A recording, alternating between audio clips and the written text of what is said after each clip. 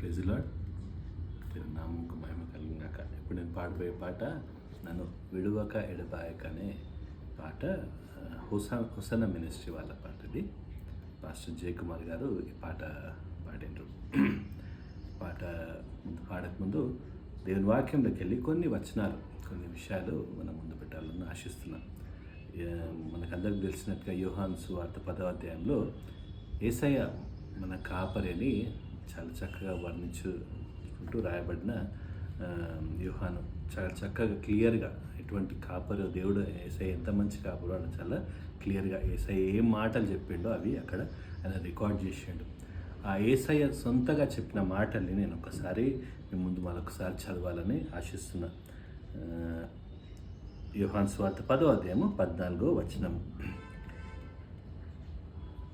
నేను గొర్రెల మంచి కాపరిని, తండ్రి నన్ను ఎలాగున ఎరుగునో నేను తండ్రిని ఎలాగున ఎరుగుదునో అలాగే నేను నా గొర్రెలను ఎరుగుదును. నా గొర్రెలు నన్ను ఎరుగును మరియు గొర్రెల కొరకు నా ప్రాణము పెట్టుచున్నాను. దీని వాక్యం అక్కడ సెలవిస్తుంది. యేసయ్య చెప్తున్నాడు, నా గొర్రెల కొరకు నేను ప్రాణం పెడుతున్నాను. నిజంగా యేసయ్య మన కొరకు ప్రాణం పెట్టకపోతే మనము నిత్యం మండు అగ్నిగుండంలోకి పోయేటోళ్ళం. మన శిక్ష ఆయన తీసుకొని మన అగ్నిగుండం నుంచి యేసయ్య మనని రక్షించండు. అంతేకాకుండా ఇప్పుడు రక్షింపబడ్డాక ఎన్నో అంటే యేసయ్య వచ్చే రాకడ వరకు లేకపోతే మనం మరణం వరకు ఎన్నో రకాలుగా సాతాను కానీ ఎన్నో రకాలుగా మనల్ని మళ్ళీ తిరిగి లోకం వైపు తీసుకురానికే ఎన్నో ప్రయత్నాలు జరుగుతాయి. సాతాను ద్వారా, మనుషుల ద్వారా, ఎన్నో రకాలుగా కష్టాల ద్వారా ఇంకా గుంజే పరిస్థితులు వస్తాయి. కానీ యేసయ్య ఒక వాగ్దానం ఇక్కడ మనకు చక్కటి వాగ్దానం ఒకటి చేసుకుంటూ చెప్తాడు, ఒక మాట చెప్తాడు. అదే 10వ అధ్యాయము యోహాను సువార్త 10వ అధ్యాయము 27వ వచనంలో, నా గొర్రెలు నా స్వరము వినును, నేను వాటిని ఎరుగుదును, అవి నన్ను వెంబడించును. నా గొర్రెలు నా స్వరం, దేవుని స్వరము, యేసయ్య స్వరము మనం వింటామని నేను అవి నన్ను వెంబడించినని ఉంటాడు. ఇంకొక 28వ వచనం కూడా చదువుతున్నా, నేను వాటికి నిత్య జీవం ఇచ్చుచున్నాను గనుక అవి ఎన్నటికి నశింపవు. నేను వాటికి నిత్య జీవం ఇస్తున్నా, ఎన్నటికి నశింపవు. ఈ మాట చాలా ఇంపార్టెంట్ వర్డ్ ఇది. ఎవడును వాటిని నా చేతిలో నుండి అపహరింపడు. ఎవడును వాటిని నా చేతిలో నుండి అపహరింపడు. ఇంగ్లీష్లో చాలా క్లియర్గా ఉంటుంది. Nobody can pluck you out of my hand అని అక్కడ ఇంగ్లీష్లో చక్కగా రాయబడి ఉంటుంది. దేవుని చేతి, దేవుని హస్తము కింద మనం ఉన్నాం, దేవుని చేతిలో మనం ఉన్నాం.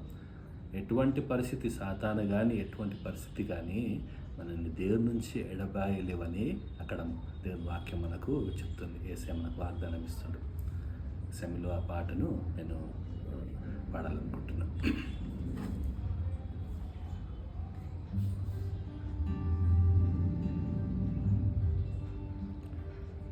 నన్ను విడువక ఎడబాయక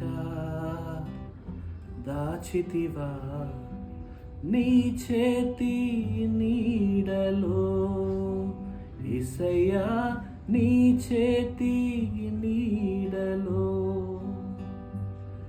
నన్ను విడువక ఎడబాయక దాచితివా నీ చేతి నీడలో, యేసయ్యా నీ చేతి నీడలో.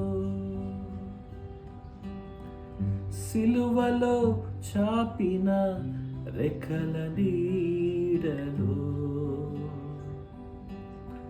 సిలువలో చాపిన రెక్కల నీడలో, సురక్షితముగా నన్ను దాచితివా, సురక్షితముగా నన్ను దాచితివా. కన్నీటి బ్రతుకును నాట్యముగా మార్చి ఆదరించిన యేసయ్యా, కన్నీటి బ్రతుకును నాట్యముగా మార్చి ఆదరించిన యేసయ్య నన్ను విడువక ఎడబాయక దాచితివా నీ చేతి నీడలో యేసయ్యా నీ చేతి నీడలో ఉన్నత పిలుపుతో నన్ను పిలచి ఉన్నత పిలుపుతో నన్ను పిలచి నీవున్న చోటున నేనుండుటకై నీవున్న చోటున నేనుండుటకై పిలుపుకు తగిన మార్గము చూపి నన్ను స్థిరపరచిన యేసయ్యా పిలుపుకు తగిన మార్గము చూపి నన్ను స్థిరపరచిన యేసయ్యా నన్ను విడువక ఎడబాయక దాచితివా నీ చేతి నీడలో యేసయ్యా నీ చేతి నీడలో